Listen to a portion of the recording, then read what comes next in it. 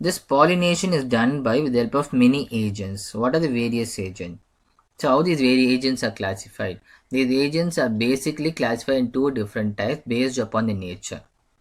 How they are classified? Abiotic and biotic factor. What is called biotic? Biotic means living organism. Then abiotic means obviously non-living organism.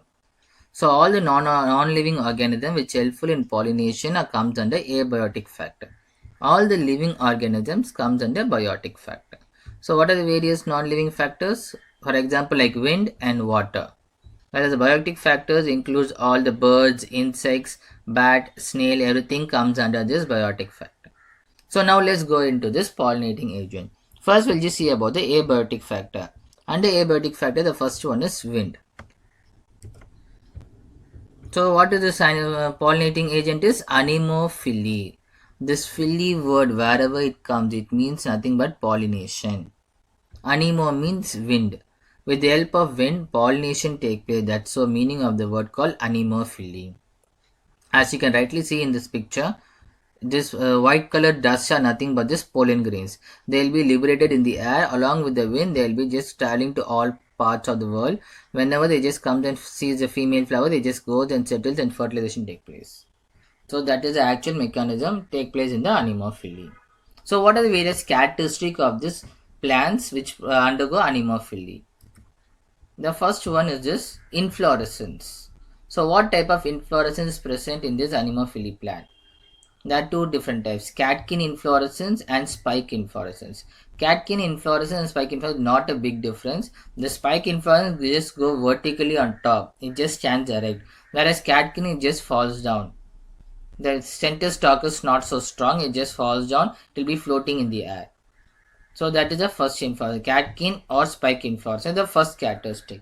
The next characteristic is the position of the flower. Where this inflorescence is present. This inflorescence is present on top, so that there will be no disturbance from the leaves. So when the wind just flows, only the inflorescence will be affected. So along with the wind, this pollen grains also will be carried. So these inflorescences are formed ahead of all the newly formed leaves. So what plant is this? Sugarcane. So that's a perfect example for this anemophily. And the next characteristic is this. All the flowers present in the inflorescence have got reduced corolla and calyx. So corolla and calyx have been reduced to a single part. What is that part is called? Perianth. That is also in most of the flowers it's absent or highly reduced. It will be very reduced and minimized in shape because this perianth has got no function. So this calyx and corolla has got no function. So that's why the perianth is very much reduced. And all the flowers are also small, inconspicuous, colorless, and nonsense. Why it's called small?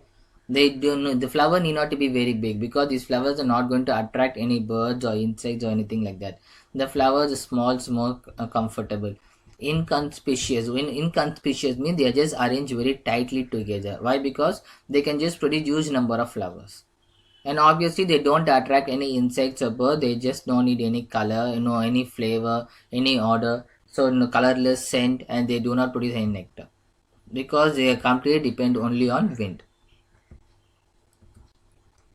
And the next category is stamens. The stamens are present in numerous. There is huge number of stamens. So stamens are huge number means what is the meaning of that? The pollen grains are also producing huge number. Why the pollen grains are producing huge number? Because along this pollen grains will be flying along with the wind. So wind just flies in all the different direction.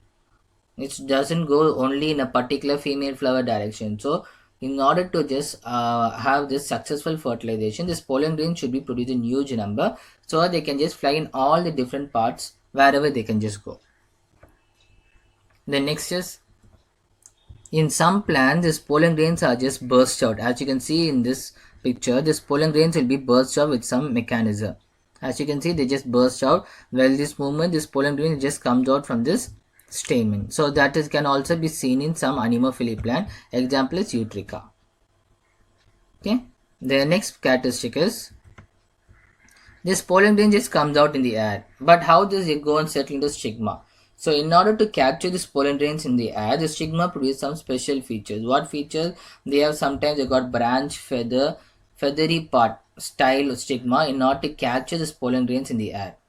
So when the pollen grains come in the air, they just go sticks out into this feathery part. Then after they just go silently goes down and just form into a stigma, and they just undergo fertilization. So these are the unique characteristic of anemophily plants. So now let's see the anemophily with one example. What example is this maize plant?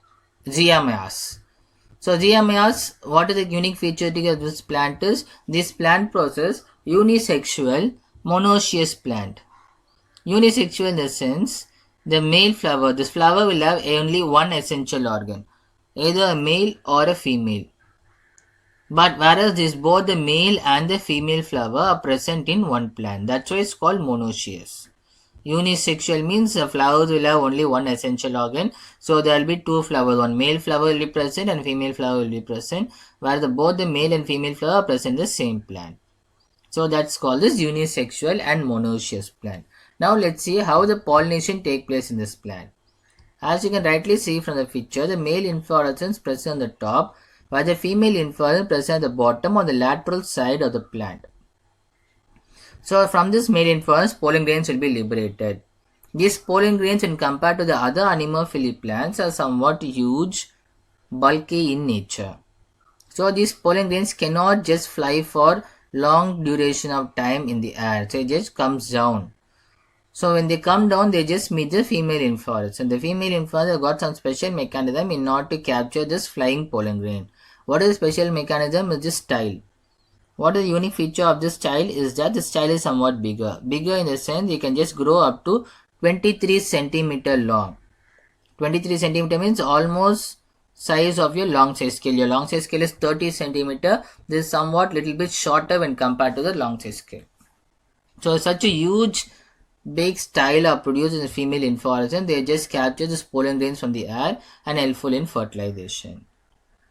So that is how this pollination take place in maize.